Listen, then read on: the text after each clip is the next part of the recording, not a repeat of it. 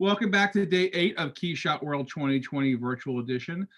Thank you, as always, for joining us.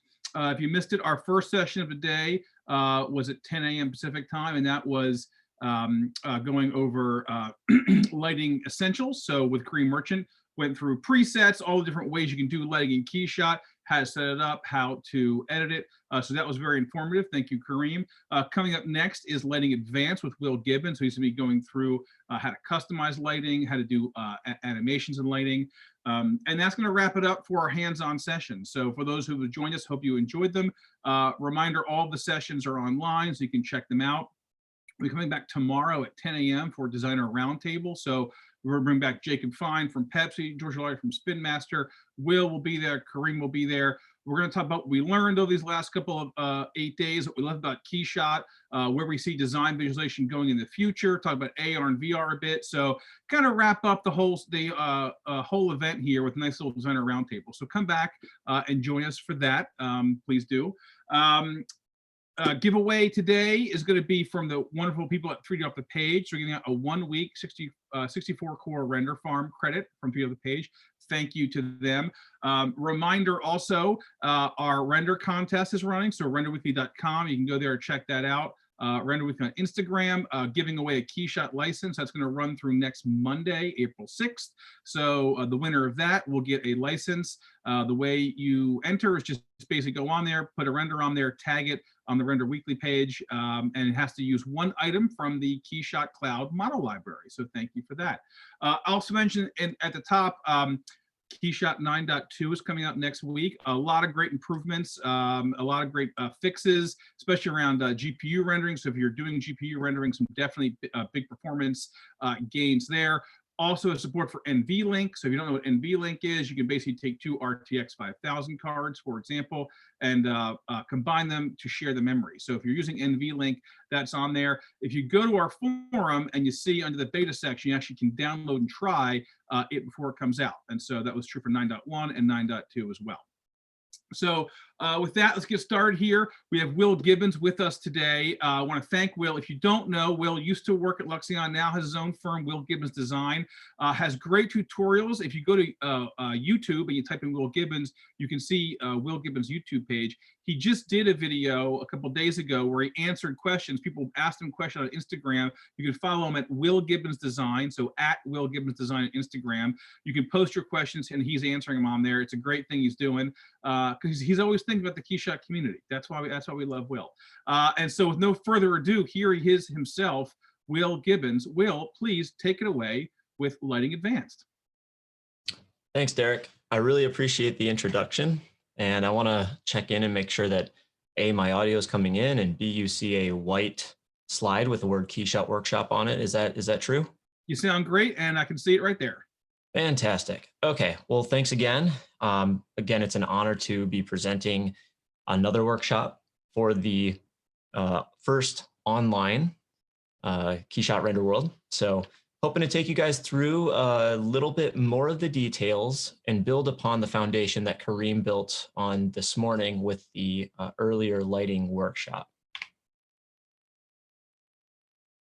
So if we have not met before, Derek did a really good introduction for me. So I'm just going to mention that right now, what I do is I specialize in rendering products and animating them. A lot of companies right now are unable to go do their photo shoots in person for their for their products to get them out in their marketing campaigns and on their websites. So if you fall into that category, feel free to visit willgibbons.com and shoot me a message and see how I can help you guys out. And beyond that, my goal is always to create images that make people want the thing that is being rendered. And I also like to try to tell the story behind the product and explain how much care and energy and thought went into making this thing. So I really like working with design teams, as I do have a product design background myself. Now on to today's presentation. We're going to be talking about advanced lighting techniques. And I have a few images here and examples of some of my past work that I thought exemplified some lighting that was not off-the-shelf lighting, not strictly lit with just an HDRI. So whether it's using, physical lights to imitate interior lighting whether it's kind of a glossy, flashy product that is being lit more intentionally, almost like studio lighting, like you see in these examples, or whether it's more of something that feels like it's kind of in between, like the product on the right. It almost is obvious that it's not a photograph, but for an advertisement, it does a pretty good job of conveying a mood or a feel. And we can look past that it's not truly photoreal and appreciate the playfulness of it. Whereas on the left is going to be a little bit more kind of everyday staged product shots. But once again, both of these are heavily lit using what we would call advanced lighting techniques. Here are a couple more examples. If you can see a recurring theme over the years, apparently I have grown very fond of rendering all things glass, transparent, and translucent. So when we get into advanced lighting, knowing more about those physical properties of the materials, as well as how those lights behave, become more critical, and really is what allows you to create, images that grab attention as opposed to looking like they were quickly rendered using the basic KeyShot settings. This example, if you've seen it lately, sorry if you have a few times, I'm going to go ahead and run this animation real quick.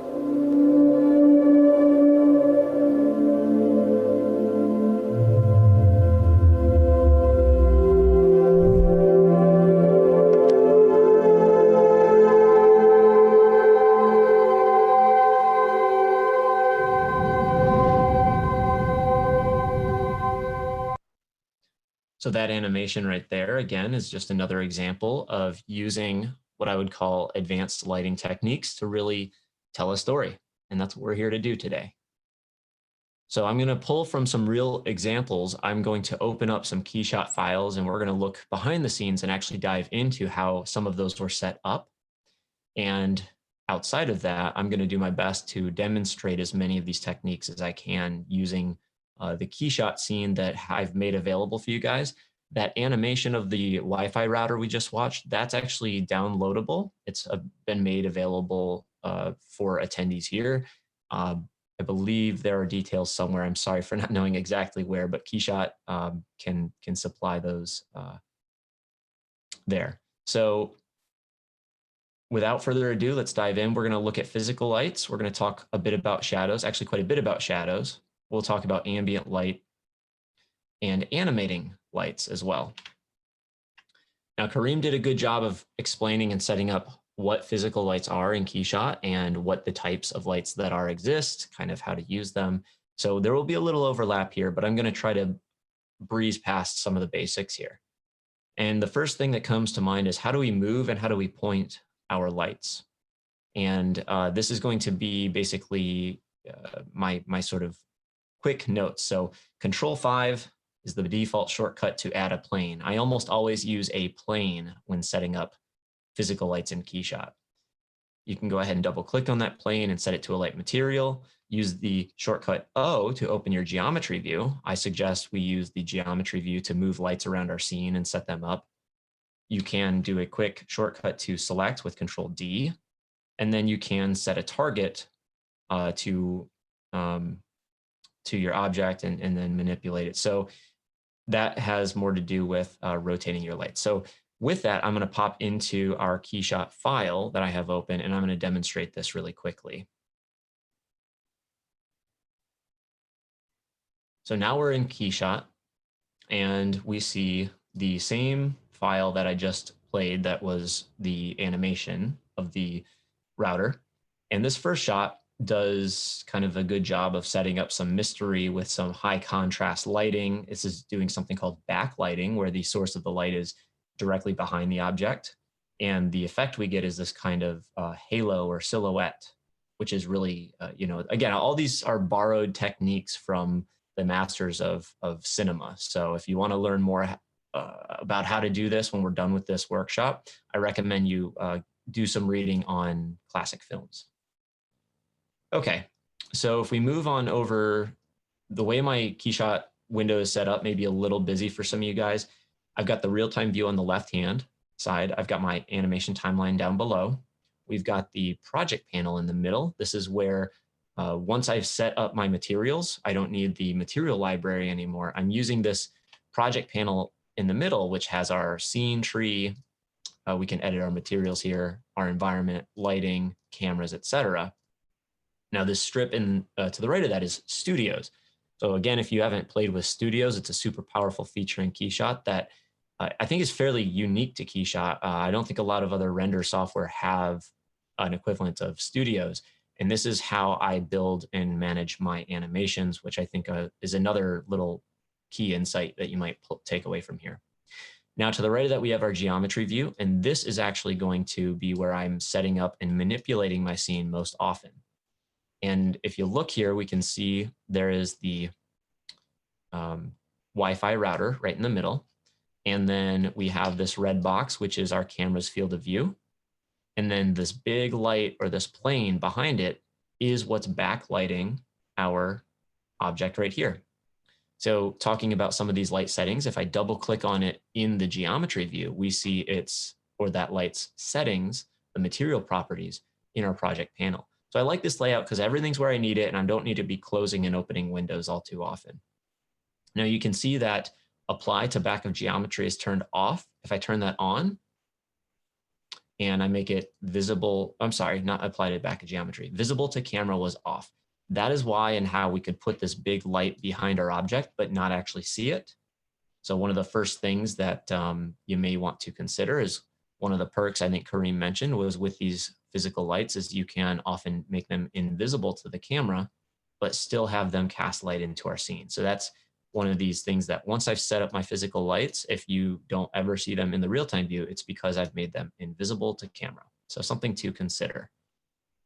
You will almost always want visible in reflections turned on as well. And that's how we actually see the light inside. Almost always we are getting reflections of our light in our product. And because this material is actually a metal, metal is fully specular. And I'm going to say that in order to take advantage of the lighting, we need to make sure that visible in reflections is enabled because this metal is reflecting our light. So there are just some basic principles that you want to keep in mind. Now, as far as the workflow of adding and moving and pointing lights that I mentioned, we're going to go ahead and demo that. So what I want to do first is change to an environment that you can actually see what's going on. So right now, my environment is set to 0, but if I make it, actually, let's see, black number 2 is just our startup environment. Now see this weird thing that's kind of, it's kind of fading in. That's because I have motion blur on. If I turn motion blur off, I toggle between these, it should come right back on. Okay, so now moving to my free camera, so we can move about my scene. We see that my object is just floating in space and there's no ground plane. I turned it off because for my animation in this scene, I didn't want it. But let's talk about adding a plane. Remember I said Control 5 adds a plane and we see the plane pops up underneath our model. And then I have the move tool. Now, most often, again, I'm moving my plane or my models in the geometry view on the right. So actually in the right, you can either right click and move part, or you should be able to hover over and hit Control D as in Delta. And the reason it did not select it is because it was already selected in the real-time view. Go ahead and see if I can make sure it's working just once again. All right, so if you hit that hotkey, it pulls up this little menu and it asks you what you want to choose. I want to choose this plane that I just added, which is always going to be at the bottom of the list. And then we can move it into place. So one cool thing when we start moving this around, even before it's illuminating or casting light into our scene, I suppose, is we can rotate it. And this is going to be a little bit tough to see. Let me see if I can change my background color to darker. Okay, so what this is going to do is I drag this plane around in the geometry view. We see the kind of axes or the lines sticking out.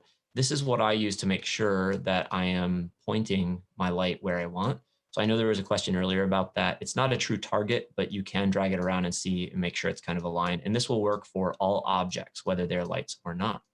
So there's a nice little feature that you can take advantage of. When we double click on that plane, we can make it an area light using this drop-down menu. And while most of these other physical lights are valid options, I will disclose that I use area lights almost all of the time. I use area lights, followed by spotlights, then followed by point lights, probably in that order as far as frequency goes. Now, our units here are in lumen right now. Watt is a bit of an antiquated unit, so I do recommend we use lumen. And just to give you an idea of how bright a lumen is, if we do remember those incandescent light bulbs that we used to use more frequently, a 100 watt incandescent will output about 1600 lumen. So as I crank that to 1600, we see a bit of a blue cast on the side of my model. If I turn off the big bright light that we have in the background, you'll see that, you'll see that we still have the light from our HDRI illuminating here. So I'm going to go back to the other HDRI where there was no ambient light. And we see we get this cool blue as well as this kind of nice fall off, nice shadows. So what a lot of people say, oh, how do we make the lighting pop? Well, oftentimes my suggestion to them is to use physical lights with as little ambient light as possible. And when I say ambient light, I'm referring to the HDRI usually. But when we use these physical lights, we have a quick or a short amount of fall off, I guess, where we go from being illuminated to total dark shadow. So this gives us a lot of kind of interest and character. And we even see those little edges. If I zoom in here, these little fillets, which in split lines, which are the details that bring our product to life, those get illuminated as well, which is really great. So I also talked about in that last slide how we could move our lights around nice and easily. Here's one of my favorite tips that I don't remember where I saw it first, but it's been around for a while, but I always come back to it. So with my light selected, if I go to move this light in the geometry view, and I click pick and I choose my product and I hit OK, the move tool goes right to that product. I'm going to go ahead and change the background color so it's not quite so distracting. There we go. So now if I were to grab the green rotate handle and move this around, we see that the light is now remaining at the same angle it was set up at, but it's rotating around my product. This means it stays focused on the product, which is great, but it's so much easier to move around than if you were to be dragging it in 3 dimensions. I don't know how many hours this has actually saved me, but it's many, many, many. This is the fastest way to move a light. You can also rotate it up and over. Really, really nice. And we're going to build on this, but I want to make sure I make sure that this is clear as to how this is done, because this is honestly how I manipulate, rotate, and move pretty much every light in every scene and every animation I have created. And one thing to notice is we do have 2 axes, local and global. One thing to be careful about is every once in a while when you're moving a light or a plane in the local axis, you can actually shear the geometry. It will bend and kind of get distorted, which is not so desirable. So one thing you can do to make sure that that doesn't happen, or if it starts to happen, make sure you're in global axis before you do any manipulation of your plane or your lights, and that should fix that issue. Now, last but not least, if we want to move this move tool back to our plane, we can always click reset and it moves that back where it was. And then if we wanted to make further adjustments, we could still snap to local versus global axis on this plane. So hopefully that's been made clear. That's how we quickly add lights. Control 5 adds a plane. You can hover over it and hit Control D to move it, and then set your target as the object you want it to be pointed on, and then rotate it around. All right, so we're going to probably, at this point, pick the pace up a little bit, but let's go ahead and check out what we have next. So we have our different types of lights, and my short abbreviation for each of these is emissive is great for screens and hiding a light source from our camera. Area lights are great for natural shadows and soft lighting. Again, that was well demonstrated in Kareem's presentation earlier, so check that out if you missed it. So spotlights are great for illuminating non-refractive material. What the heck does that mean? We'll get into that. Well, let me at least explain. If you have something that's not like metal or not glass or something that's highly refractive, a spotlight can be a good way to illuminate some other more diffuse materials without blowing out or reflecting on some of those more refractive materials or highly specular materials, if I'm right. Point lights are great for general lighting. They're the ones that are like the miniature sun, and they cast really hard shadows. And then you can use the radius slider to adjust how soft those shadows are. So they give you lots of good control for sharp shadows. And lastly, we have IES lights, which are great for interiors. I could use them a little bit more, but since the spotlight was introduced, I've used less IES lights personally.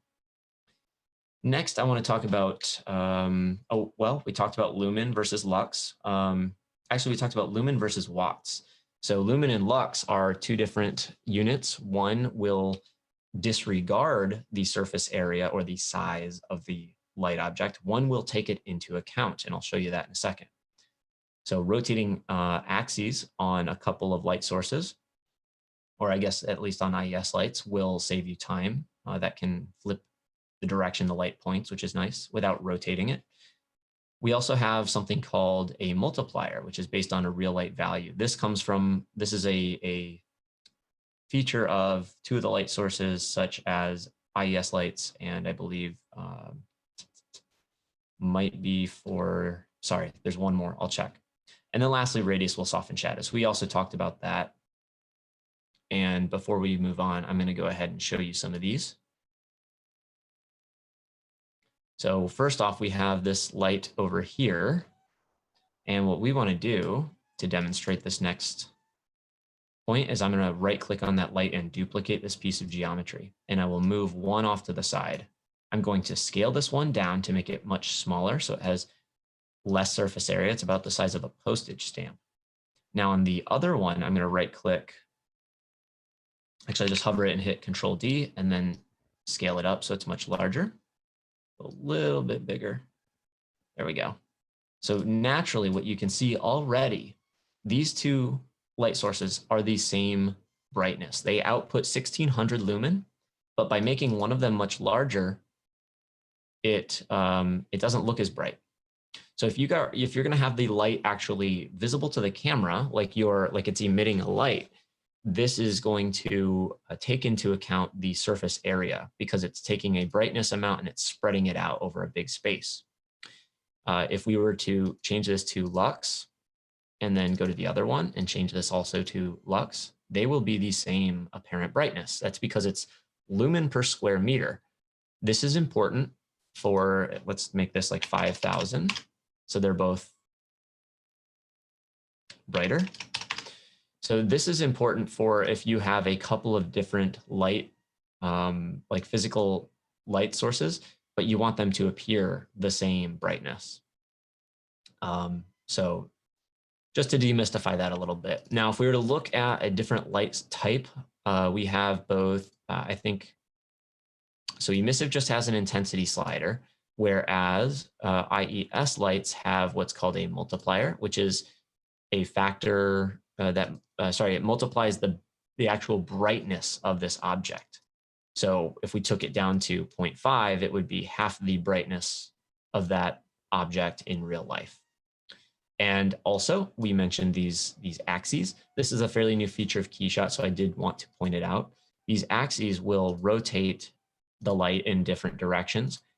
If you've ever set up an architectural rendering and found that all the lights in the ceiling were pointing upward or sideways instead of down, rather than rotating each one by hand, this can save you time because you could link all those light sources and then just choose the new axis and they'll all be pointing back down, which will save you a lot of time.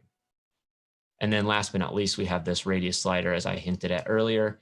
I'll show you some other examples of this later, but you see this sharp, crisp edge. If I take the radius and make it higher, like 5, we will soften that. If I make it 20, it will get much softer. So any light source that doesn't have physical area, surface area, like an IES light or a point light or a spotlight, these three are going to have this radius slider, and they give you very good control over the softness of the shadow without having to scale the light. Very cool. So there are a few basics. Let's see what else we have here. So let's talk about shadows. Shadows are a huge part of any image.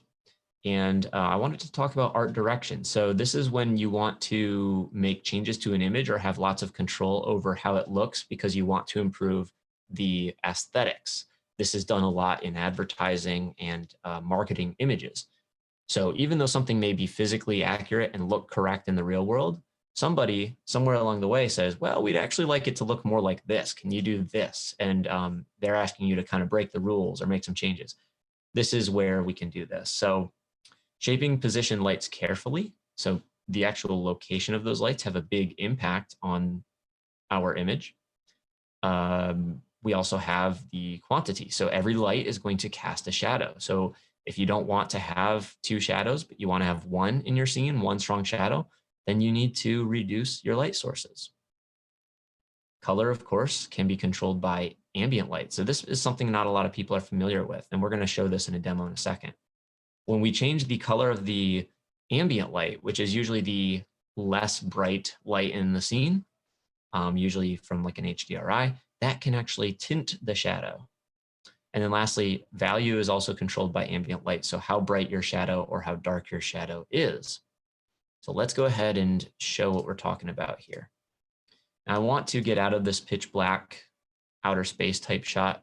I'm going to click on one of these other studios to transport me to a different setting. So here you can see we have more of a natural setup. If we zoom out, we can see that in the real-time view, or sorry, in the geometry view, I have, it looks like just two lights are turned on.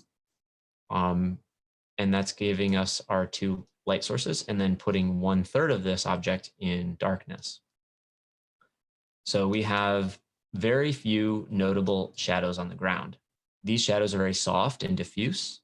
They're very spread out. And that's because these lights themselves are so large. If we look in the geometry view, they're very large. If I was to scale down this light, so I can hit move part and set it to scale and make it much smaller, this light becoming much smaller now results in a much sharper shadow. I can do the same thing over here. And once again, we get another sharp shadow.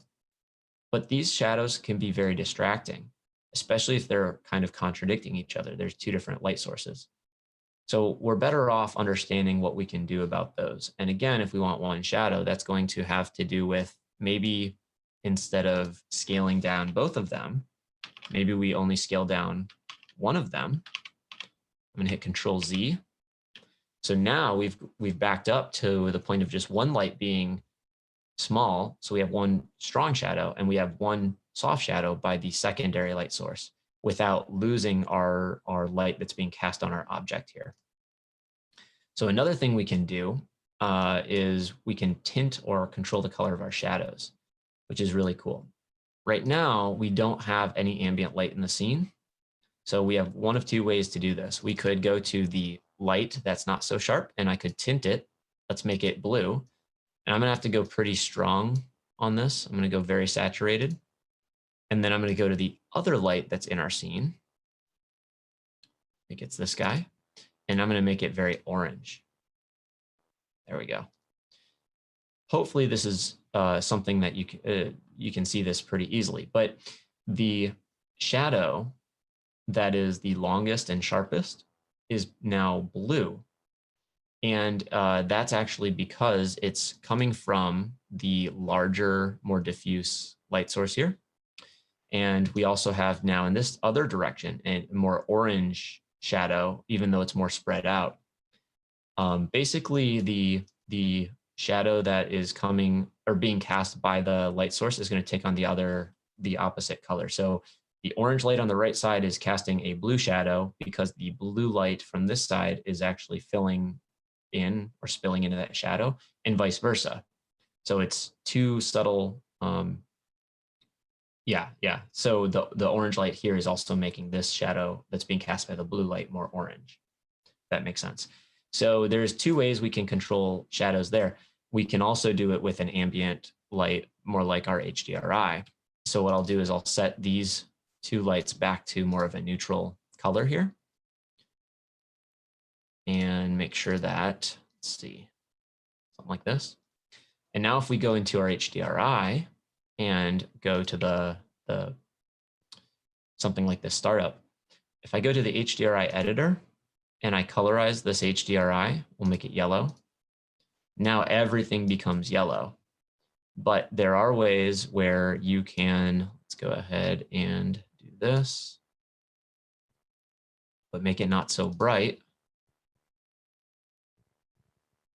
So the shadow on this side of our router technically is a shadow, but it's very, very yellow. And that's because, once again, the light from this HDRI is filling in that shadow.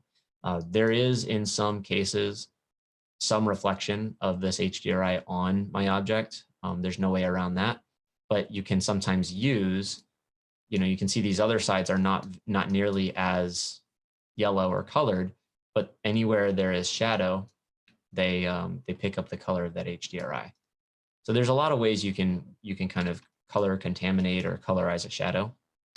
Another thing that can be done that I think, yeah, might as well demo it here. If I create a new environment and I make it an outdoor environment, I'm going to show you how to do this. We go to our HDRI editor, and in our background mode, if we say sun and sky, we get a totally different option. Let's make it a brightness of 1. And let's make sure that these two planes we have in our scene are no longer illuminating our scene. So here we have just a lighting scenario that is this outdoor HDRI. And an outdoor HDRI basically consists of a sun, which is like a point light, which is why it casts such a sharp shadow. And the color being cast in the scene has a lot to do with the color change that happens in the HDRI as well. So this is another cool way that you can quickly, without setting up physical lights, move around a light source that casts a sharp shadow to get this kind of very graphic, stylized sort of look or appearance. And then you can go and change the color of that background. If we go to our HDRI editor, your ground color can actually be changed to a nice, fun, playful color. Now, I have a physical ground plane in my scene. If I zoom out and select it, let's hide it, Control-Alt-Click, and we don't see shadows, and that's only because in my environment settings, shadows were turned off. So we turn on ground shadows, and we get this kind of jagged shadow.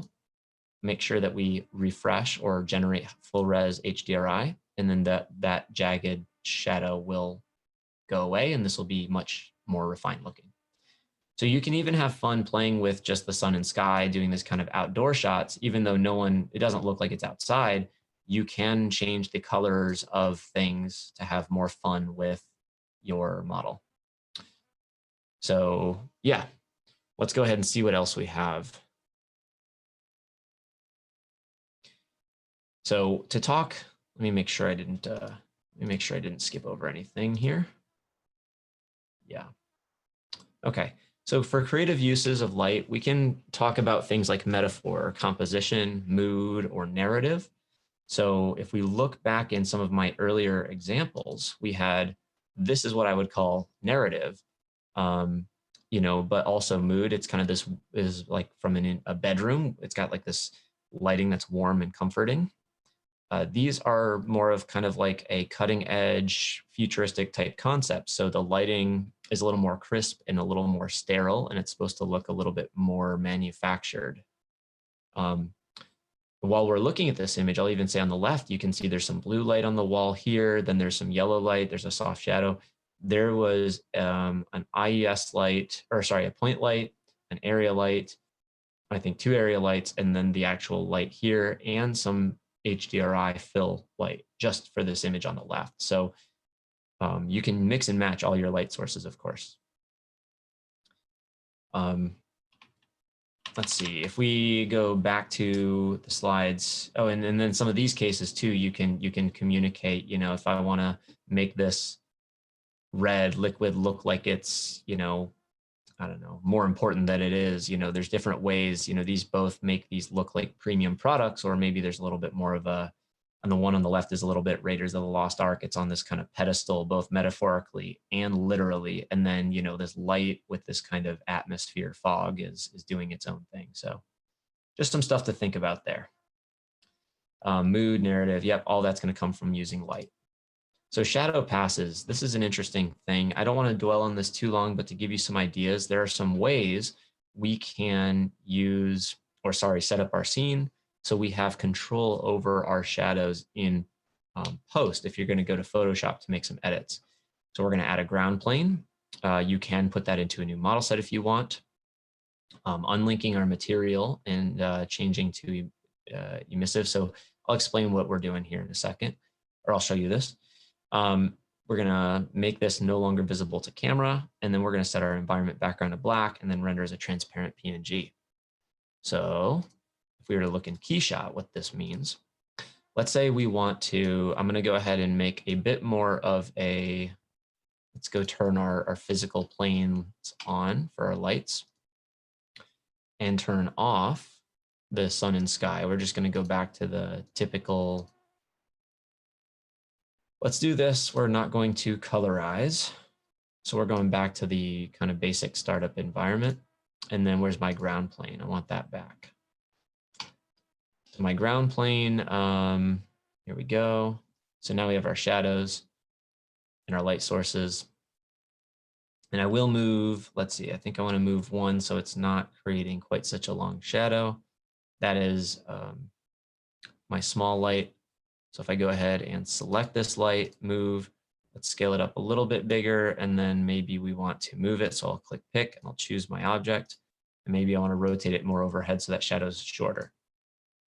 Okay, so let's say that I want to be able to modify or edit this photo in post-production, but I want this shadow to be something more easily manipulated. A lot of people say, well, let's render this on a transparent background, and then but the problem is then the shadow picks up the color of whatever our environment is and all that. So one way, Derek's like, shut up. He's like, I think we need to mute somebody. It's like, okay. Okay, so if we want to go ahead and fix this, we could render out in our render settings a transparent PNG, which means we would choose PNG in our render settings, and this little include alpha transparency is going to basically render out just our object. But if we have our ground plane visible, then that causes an issue because this is physical geometry and it may, it will be included and we won't get everything trimmed out. So what I like to do sometimes, if I have to, is I can take this model of the actual product, which is the wireless router.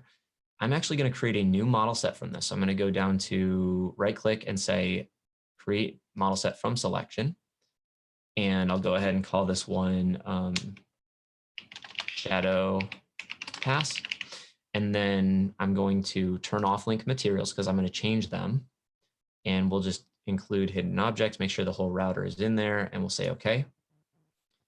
And now we're looking at just this new object. What I want to do is actually go ahead and take the wireless router, right click, go to material, change material type.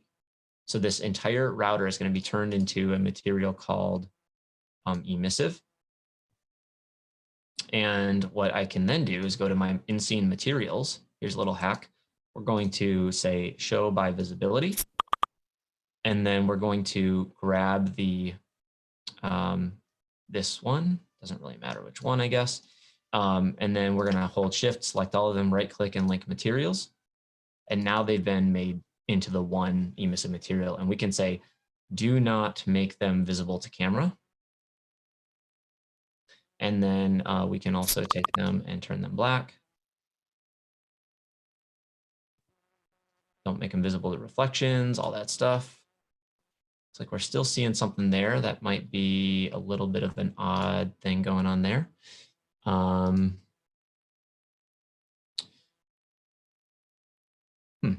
Anyway, if we go ahead and make sure that we have in our environment our ground shadows on, and we go back to those settings, visible in shadows. That should create or cast our shadows now. And it's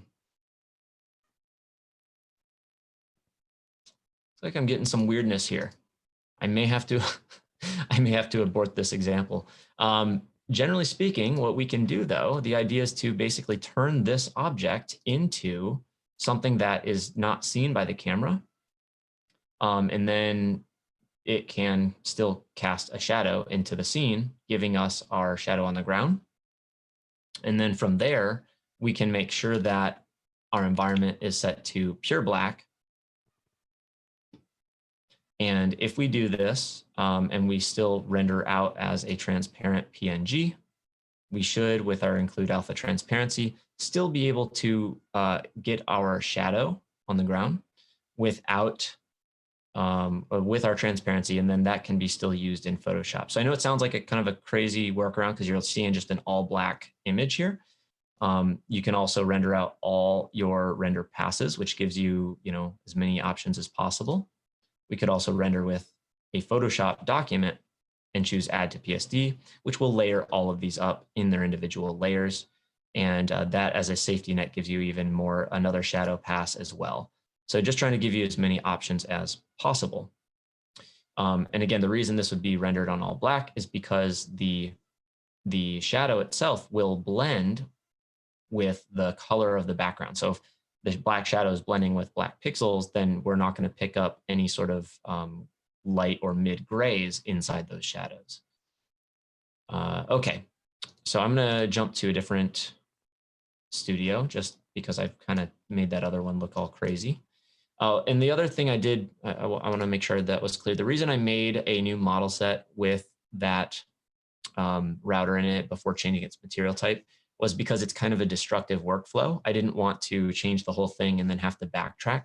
So having that in its own model set with unlinked materials means it didn't affect any of my other model sets or studios that were already set up. Okay, so let's get back into our presentation and talk about ambient light here. So solid white HDRIs are good for adding just a little bit of brightness to a scene. And I'll show that. It's a quick, using HDRIs are a quick way to add busier reflections. So in a lot of my earlier examples, there were examples on the, reflections on the product. So like little squares and little highlights and glints of other light sources. You can see the bottles here especially benefit from that because without it, they look very boring and transparent. Same with these guys here. All these little highlights are coming from, light sources. And whether these are highlights created in the HDRI or whether they're highlights created from physical lights, totally doesn't matter. You can use any approach. So let's go ahead and take a look at that in a second. Also, color from HDRIs can make the scene look a little bit more realistic and less fake. And colorize to tint the shadow color. We already talked about that. Let's go. So now that we're talking about HDRIs, we're going to talk about pins too.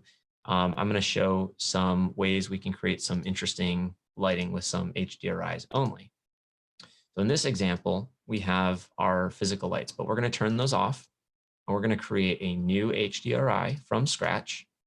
So you can click the create new or blank environment map, which just goes to mid-gray. And we want to make sure that our brightness is set to 1. So when we made our new environment, it inherited the settings from the previously selected one, which is why it came in at a brightness of 0. So now everything is a dull gray with no contrast because again, our HDRI is all gray. And our lighting is even, so we have no shadows, anything like that. What we can do to make our environment or HDRI more busy, as was mentioned, we can use all of these pins that exist in KeyShot. So if I click to add a pin, we have a light source. And if we follow our instructions on screen, we can either add more highlights or we can position this one. So just by clicking on different surfaces, I'm moving this pin before I accept its location. Now, if I want to add a secondary pin or a highlight, let's say on the edge of the router over here, I control and then left click adds another pin. And I can continue painting light into my scene this way. So I'll hit done. And then from here, we can go ahead and customize these.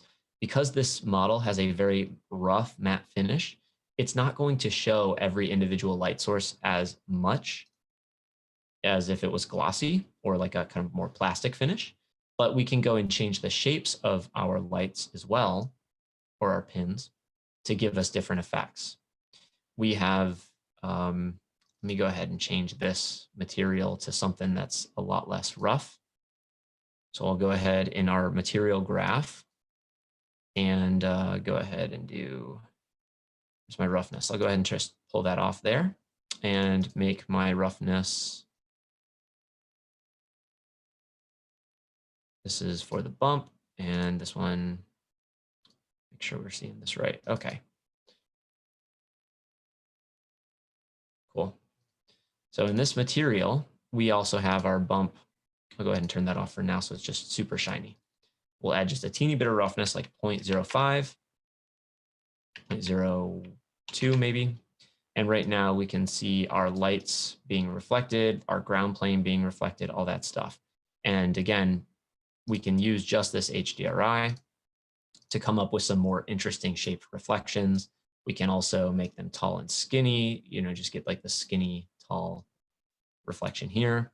We can rotate that thing around. So really knowing how to customize your HDRIs to make them exactly the way you want them to is a great way to, you know, understand how the lighting fundamentals work. So I can always go and reset this highlight and put it back where I want it. So don't be afraid to dig into this custom HDRIs. Now, the other thing that was mentioned was the different types of pins. You know, we can do image pins, half pins, and gradient pins. And this is going to be a little bit more appropriate for a product with some more reflective surfaces.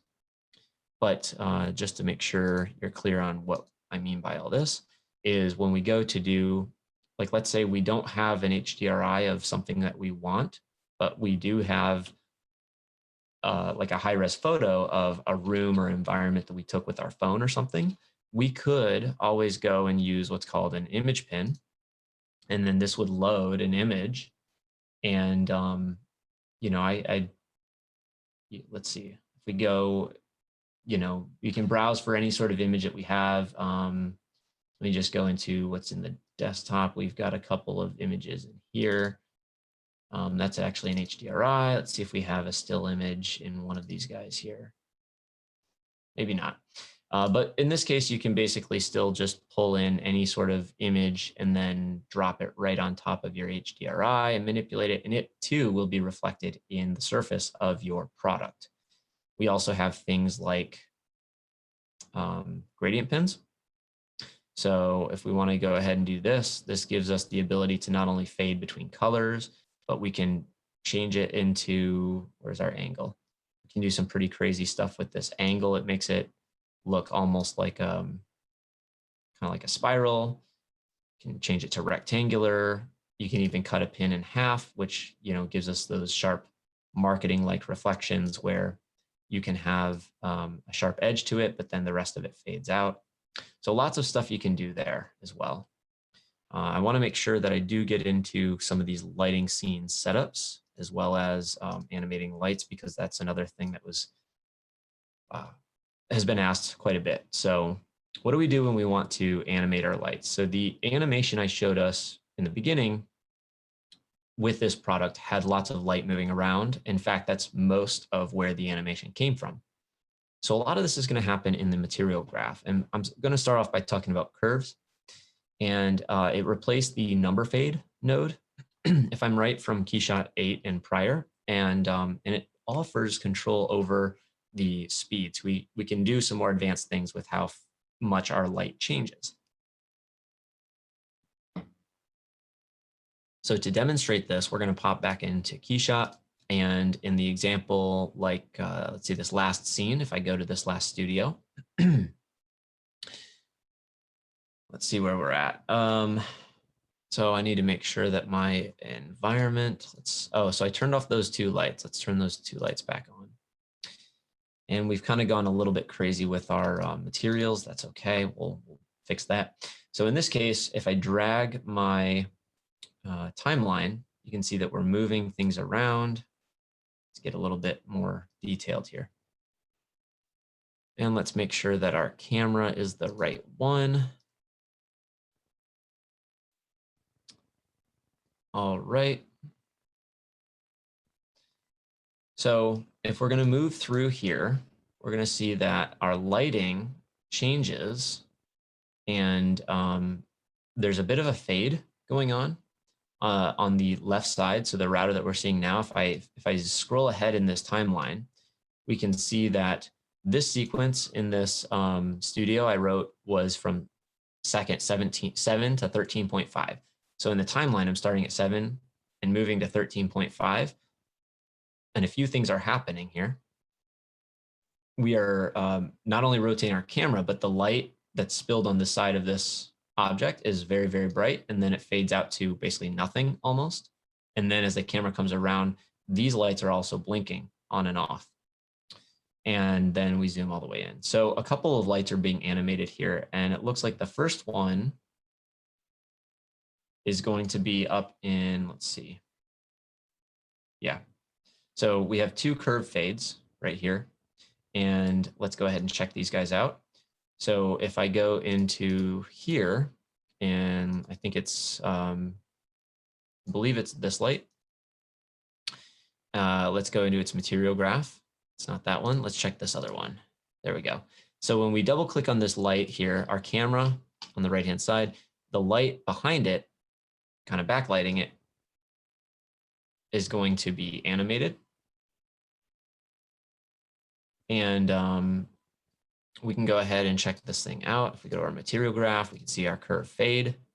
And when we look at the animation, it's just a simple, what we call an S curve, where it starts out slow, it speeds up, and then it slows back down over time. And if we go ahead and turn off the other light, let's go ahead and take this guy and hide it. This one right here, if we go ahead and see, this one is basically fading out. It's fading in and then it's fading out as we rotate around. So the fade out right here is another curve on this light. And we can actually edit it not just in the material graph, but on the right-hand side in our project, our properties, animation properties. So when we look at this little curve, this is going to adjust how quickly this light fades out. So if I change the shape of this by dragging the little handle, you can see it stays illuminated much longer. And then it's going to fade back out. It's going to have like it accelerates fast and then it slows down quite a bit. And as we play with this curve handle, we're getting different responses to this light fading. So that's one way that you can animate lights.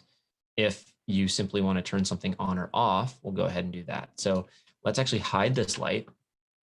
So we'll just go and turn this guy off. And then this other plane that is not, I don't believe this one's animated. Not yet. We're going to animate this light. So I can right click and go down to our, animation, and then our curve. We can plug this into the power. So even though it says color only, just plug it into, like, hover over the middle of the node and then choose power. And it goes to all black. So let's double click on this curve and see what's going on. So right now, if we click on this zoom to fit, it's going to show this green line, and it shows that we are at 0. And over time, it's going to fade to 1. Well, 1's not quite bright enough for our light. Remember, I think this area light was set to 8,000 before, which is quite a lot. So for my curve, what I want to do, if 8,000 is my target brightness, I want to basically click on this dot and set the value of 8,000. Now we cannot see that green curve, but we can say fit to view or zoom to fit. Now we see it up at 8,000. And if we drag this little playhead back, we see that our light is now back on at the desired brightness. And then it just fades out as we move. Now we can change again how fast or in what fashion that fades, pretty simply, just by moving these curves handles. And you can also edit the duration. So across the bottom of the timeline, it says it's going to take 1 second to fade from its brightest point to its darkest point. And it's also showing 9 seconds and 10 seconds. So in our timeline, that's going to correspond to the time in the animation.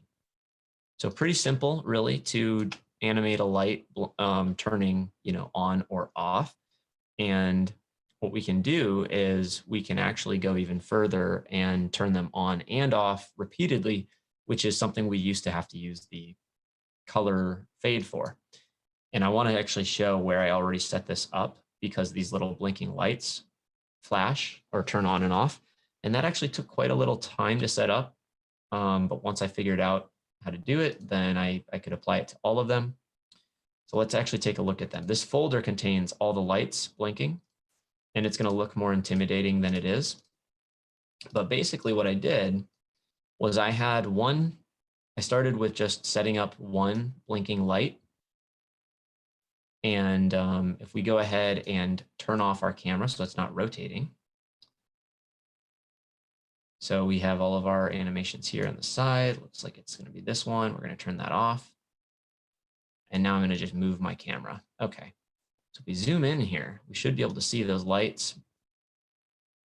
Save our camera, or just go to our free camera. That's not what I wanted to do. Let's back up here. There we go. Okay. So as I move, you can see these lights are blinking. They're inside this folder of blinking lights. And what they're basically doing is if we click on one of these curve fade animations, it's going to look a little crazy. You can see it here. And if this little view on the bottom right is confusing, you can see, you can do the same thing in the geometry view. But basically all I did was click a whole bunch of times and change the brightness of those lights. So what we're doing, I'll turn the other ones off, is basically fluctuating the brightness just by moving the height, or which is the value of each light, up and down. And then I took that. So if we were to delete the animation on all the other lights, so it's just this first one blinking, all I did was set up one blinking light. Then we're going to go and get into the scene tree where the LEDs are. And let's go ahead and take this blinking light. Which one is it? It's this one, the top one. So if we have this animation, what we can do is copy this material. So material, copy material, select all the other lights, right click, material, paste linked. Paste material. Yeah, linked material. There we go. So now they should all be blinking together. But then to offset them, I just unlinked them, material, unlink material. And now we have every one of those, and I just offset them by dragging them to start at different times. And now they look like they're blinking randomly if we scrub along the timeline, making a lot more chaos and work out of something that wasn't that hard to set up. It's kind of like my approach on creating waterfalls. If you saw the other animation I did, where you start by moving everything together, then unlinking them, and then changing where they occur in the timeline. So kind of quick and dirty way to do that. So we've talked about animating lights, turning them on and off.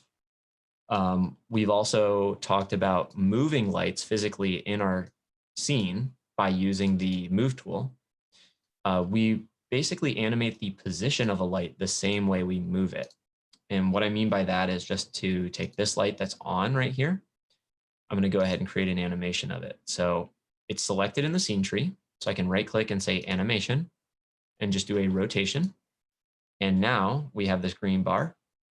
And if I start to drag it, the light will move around its midpoint. That's not very helpful. But what we can do is set a pivot. So we'll pick our object. So click pick and then click in the real-time view or in your geometry view or inside this little box. We get options. Now, if I click and drag, it will rotate around that piece. Now we're left to just choose an axis. So if we want to rotate around the y-axis, X or Z, we can choose those. And last but not least, change our direction. So I'm going to say negative, and we'll say 180 degrees. And now this thing's going to move around our object, giving us that nice little light reveal So for our dramatic product animation, you can imagine if we're starting, over here, maybe we like these little blinking LEDs that we see here just on their own. We could start with this plane having a brightness of 0, and then we could fade in its brightness, and then we could have it roll around the object. So we know how to do that. That's super easy. Just double click on our plane, go to the material graph, and it looks like we already have a curve fade on it. It's fading from being 8,000 down to 0. But what we can do is we can add another second to it, and we can fade it from 0 to 8,000 to 0. So we can add a key, type this key's value to be 8,000. So this will be the midpoint, and then take the new one and set this to 0. So now we have this little roller coaster curve, like a hill. And now we just have to place its, make sure it happens at the right time. So where is this? This is happening at 9 seconds. So let's make sure that we see where this is happening.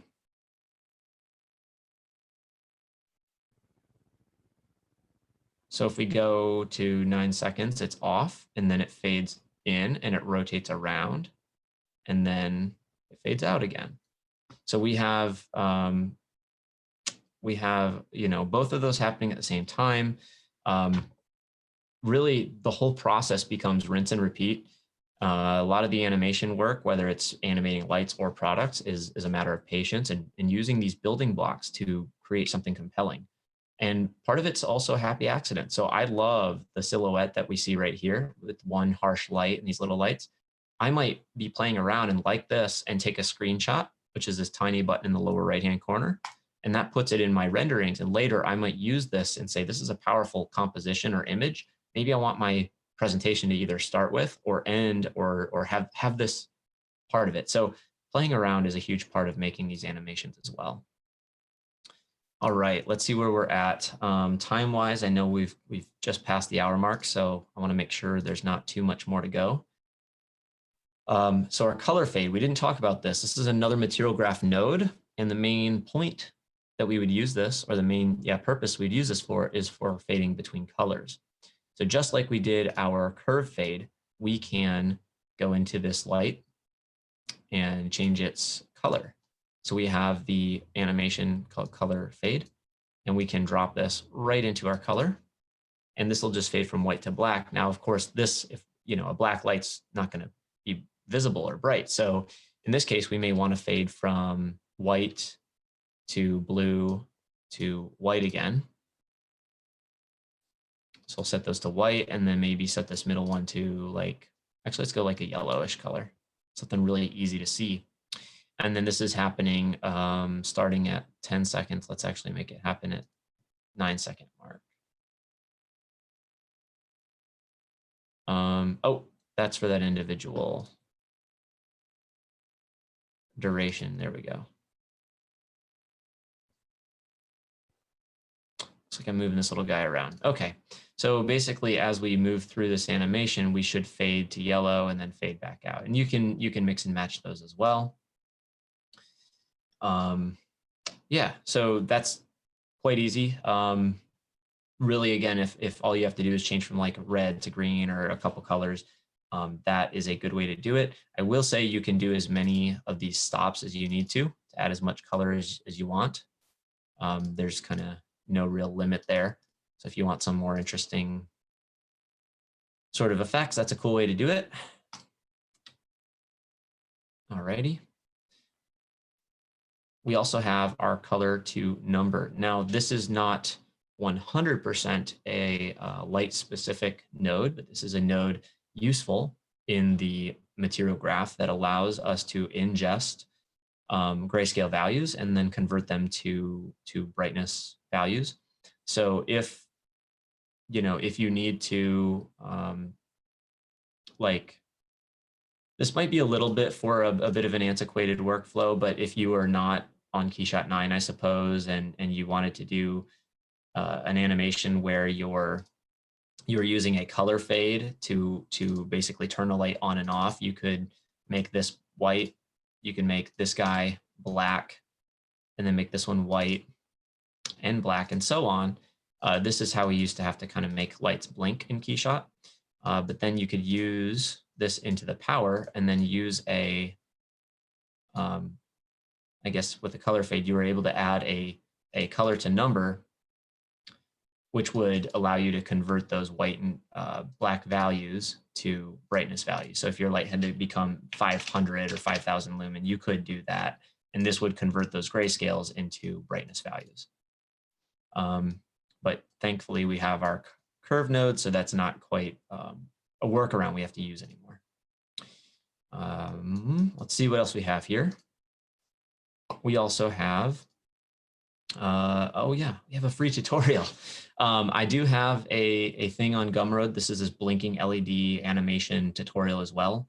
Normally would be $5, but for you fine folks who are tuning in, input the code RW2020 at checkout, and it should work. If there's an issue, let me know and I'll fix it. But I'm going to make that available till Monday. You guys can get that, and that'll walk you through, give you a scene you can follow along to get lights to animate and blink and do various shapes and stuff, all in KeyShot, no other software required. All right, so one thing before we go to a Q&A, I will bring up a couple of brief examples of some other KeyShot files so you can see how they were set up. I think that'd be really helpful. So I'm gonna go ahead and open those up real quick. And just a heads up for Derek or anyone else, you can get those questions ready and I'll be able to answer those in a few minutes. In the meantime, I want to open up this scene. And this is going to show one of the many ways I light. When I was saying I like to mix and match HDRIs as well as area lights or physical lights. This is a pretty simple scene, but it's kind of more dramatic and it's got a nice gradient in the background. It's got some good reflections. And the setup is really simple. It's almost like if we move our camera back, it's like we're in one of those kind of TV production studios where you're like, oh, wow, that's super fake and staged. Yep, it is. I wanted this to look like light coming from a window. So I have this cool blue area light, and it also provides these nice reflections that kind of give my glass a nice silhouette. And then if we were to turn that off, we also have in the background some ambient light. So we have our HDRI right here, which is I guess like I don't know, an office space. And remember when I said using an HDRI or adding pins to create more noise or reflections, interesting reflections? That's what's happening here. All these little glints that we get and reflections of like this office plants, that's giving us more things to see in our glass, which makes it far more realistic. Because if I were to turn this off and not have any HDRI and just have the physical lights, this physical light, we'd have this pitch black area, which is ugly, and we don't have any of those interesting reflections. So we can have, you know, as much or as little, maybe 0.5 of this as we want. And you can see where I used a couple pins to actually block out. This left side was way too bright, so I wanted to block it out with this big square pin. So I put this here strategically to kind of manipulate that as well. And it looks like I used a copy pin here to, again, mask out an unwanted reflection. So I'm not just preaching, hey, use all these types of pins. I actually use them in my workflows to create images myself. So this is a nice little vignette, nice little example. I'm going to open one or two more just like this to show you a different setup. So this sake bottle is a cool one. Highly stylized, kind of like a dramatic packaging style shot. Something like this is pretty cool. And it's even simpler than what I just showed you, much simpler. So in the geometry view on the right, you see this big backdrop. We see our product and then nothing. That's because we have one light. This orange guy is our light indicator. And this is for a single cube, which has been turned into a point light. So if I turn that point light off, we have almost nothing. And with it on, it is blasting light through my scene, creating our caustics and everything. So the point light, this is one of those good examples where this is useful because we don't want to see an actual light object here, but we just want to get that glow that comes from having this in place. And then lastly, without our so we're using an interesting concept. We do have an HDRI, but it's set to 0 brightness. If I turn off this point light, we get these interesting kind of outlines that help define the bottle. Where are those coming from if we don't have an HDRI with any brightness? Believe it or not, the background color of our environment is being reflected. So if I turn this to black, now that disappears. So I'm using our background color, which is pure white, if I zoom out, as a bounce card, like photographers use to bounce a little bit of light in here and just define this, which is really wild. Another cool way to use lighting that I haven't seen a lot of kind of tutorials walk you through. And then last but not least, I have one more example that is similar to this, similar results with a totally different approach. So inside this Cologne example, I've got a bit more of a complex light setup with a few different lights. So in this studio, if we go to this front view, this has this kind of very typical packaging style glamour shot. And if we look in our HDRI, first of all, you see I've got a custom HDRI with a half pin, as well as some other big pins I placed in there. So if I kill the HDRI, we'll see that it's actually really important to have. Otherwise, everything would look too dark and dead. So I have to have this HDRI in order for this glass to really pop. But also our plane, we have some lights. So if we look around in our scene, I'm going to move my camera back so we can see what's going on. And let's make sure this fills our screen. I'm sorry about that. Let's go ahead and make sure we're not on lock resolution. There we go. And turn off depth of field. Okay. So you can see my lights. I've got a point light in the front, which is helping spill some light on the ground. It's also a point light going up on this wall behind it. And that's what's giving us that nice little sunburst sort of fall off. And it's also giving us the light that backlights the object, which is critical for this thing to look good. So for example, for this to look good, we need to have the light behind it. If I turn the light off, you can see there's no light coming through it. And because glass doesn't normally get reflected, I'm sorry, these kind of point lights don't really reflect on the glass. I'm using the plane behind the object itself to actually illuminate. So that the light's bouncing through the bright surface is kind of backlighting this object. Sorry, it's a little hard to articulate there. And then a couple other lights just throughout the scene. This is the one on the ground plane. This is the one from behind it. So if I turn it off, you see we don't get the caustics on the ground, which was one of the most important features of this design or this project I did. And so having this light from behind, casting the caustics and giving us a shadow is very important for me. And then we also have the light here at top behind the camera. And you can see when I turn it off, the caustics look really, really nice on the ground. But the middle of our object looks a little too shadowed and backlit. I wanted to make sure that it was lit like it was, intended. And so we have this bright light hitting the core, this kind of metallic finish right down the center, and that washes out our shadow a little bit. So there's always a little bit of give and take, but most of the shots in this project I did where there's a similar result of this, we've got different camera angles, but pretty much overall the same lighting setup where I've got, a few lights around our object and then an HDRI illuminating some of the other glass parts. So hopefully that went from like simple in the examples, like from simple to more complex, but I showed you all the principles of how this is done. So none of it should be a mystery now. I'm going to go back to my slide just so we can call this the end and say this is Q&A.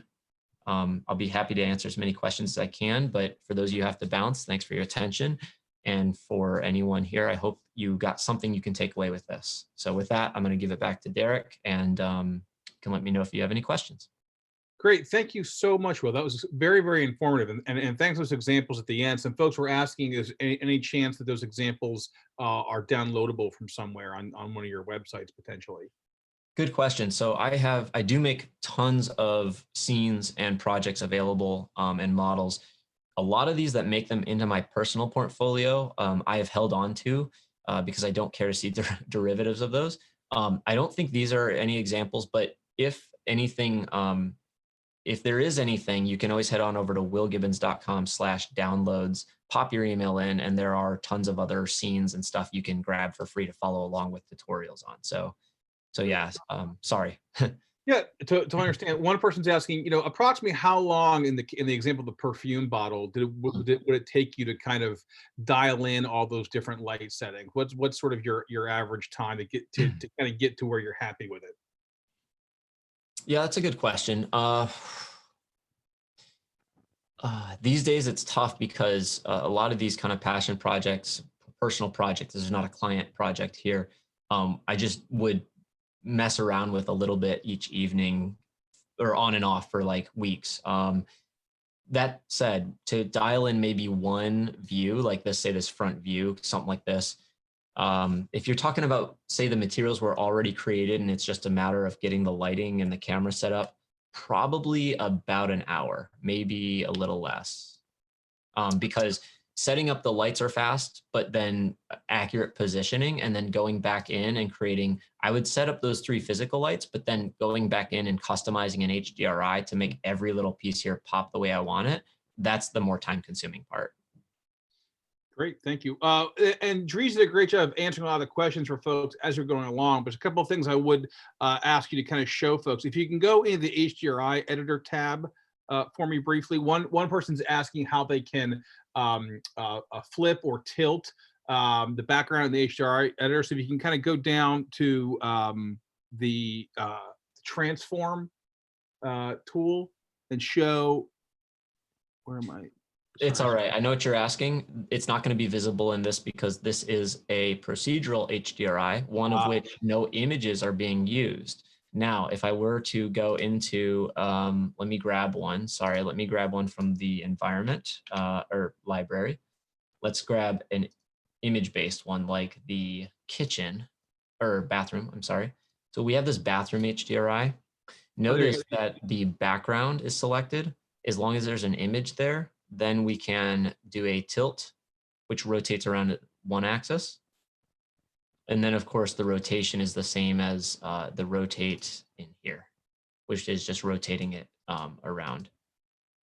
Great, thank you for showing that. And also, people were asking in the HDRI editor how to export out. So where the folder next to the save option, the ability to export out is right there. Absolutely. Yep. And then this will give you options to do as an HDR, an EXR, or an HDZ, all of which work well with KeyShot. Great. So other questions we have here. Someone's asking what size screen were you using today? They were curious about kind of how you had set it up with the amount of real estate you have on there. Yeah, so sorry about that. You guys are only seeing a portion of my screen. I have an ultra wide 34-inch by Dell. I think it's about 4 or 5 years old. I love it for productivity, especially in KeyShot. It's fantastic, especially when you get into editing video. So I have a whole panel. I still have probably 6 inches to the right of my screen of stuff that you can't see that keeps me on track here. And yeah, setting up your KeyShot workspace. This is my default workspace. I highly recommend. Great. One person's asking any advice you have on doing lighting for when you're trying to basically show the inside of something you're doing a cutaway on. So I think they're trying to sort of illuminate the inside of parts on a cutaway. Yeah, sure. Good question. Let me see if we can't go ahead and let's see if we can go a shiny. Let's go throw a plastic on this guy here. And do it on a few. No, let's actually use a different color here. And then let's do it again. Okay, and lastly, we'll put some different colors here. So now if I were to grab a cube, Control 1, And then I'm going to move my cube, make it a little bit smaller, move it off to the side. And then I think let's try that. We'll set this to be a cutaway. And now let's make my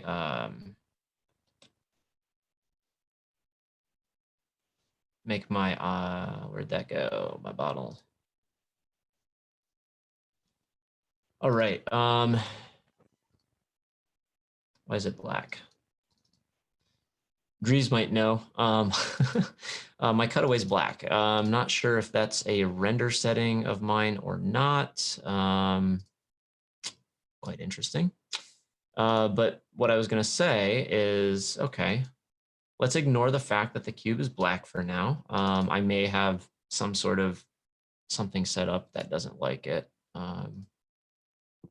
But anyway, what I would do to show the inside of something is probably, again, I was going to say is use one of these spotlights, but at this point, it's looking pretty odd without, it may not be something I can demonstrate here today. I'm sorry about that. I don't know if Dries has another suggestion. He may not. Yeah, Guy Dries? Not immediately, to be honest. You know, we can add that to your Instagram Q&A for next time, Will. Yeah, in a lot of these cases, these are scenes that are, once you dial them in so specifically for certain materials and looks, to drop something in and have it work immediately is always may require some troubleshooting. So yeah, thank you. So I think we're adequate. There's one last question, and then we'll kind of wrap it up for the day. Thank you so much. That was, like I said, a wonderful presentation. Someone's asking, what are there any specific cinematography books that you like? You're mentioning in the beginning kind of how much that sort of influences kind of how you set the mood and how you do your lighting. Are there any books that you've read or would recommend for folks to kind of dig more into that? Yes, and I actually already I figured out the answer to our mystery cube. It must have been, sorry, another cube was added to another model set or something because I just hit it and now it looks like it's working. So I would say making sure that you have enough, you know, GI bounces and making sure that your lighting is good. Your GI bounces are going to help illuminate this interior that's been exposed by cutaway. So back to your question on the learning how to light and stuff like that. I do have one suggestion if I can, and that is to check out this website. So I have learning resources at the bottom of my website, willgibbons.com/learn, and these books, I have books that are art and design books. And I also have an article on the best books about 3D rendering. And these are all things that I did reviews on and highly, highly endorse. Wonderful. Thank you so much. I will take the screen from you as we do our giveaway here. Cool. So I think you'll need to stop screen sharing. Perfect. No worries. Yep. All right. And reminder, today's giveaway is 1 week 64 core rental from the wonderful view 3D off the page, the premier KeyShot rendering solution. Today's winner is Ryan Hinchy of Hinchy Design. Congratulations to Ryan. Ryan, we'll follow up with you directly on your prize and get that to you. So thank you everyone for joining us today. Thank you as always to Will and all of our presenters who have made these last couple days so informative and wonderful. Reminder, we have one more session tomorrow at 10 a.m. It's going to be our designer roundtable. Will be there. Jacob Fine from Pepsi will be there. Georgia Larte, Ryan and Kareem. I'm going to moderate it. We're going to basically walk through a bunch of questions. We'll take questions from the audience as well. Excuse me. So thank you everyone for attending today. Thank you everyone for attending KeyShot World these last 8 days, and hopefully we'll see you all tomorrow as we wrap this up. Any final words, Will? No, I just appreciate anyone who spent their time with us here today, and hope to see you guys tomorrow on the Designer Roundtable. Thank you to Luxion for having me present, and hope everyone gets around to doing some rendering on their own time. Wonderful. Thank you so much, everyone. We'll see you tomorrow.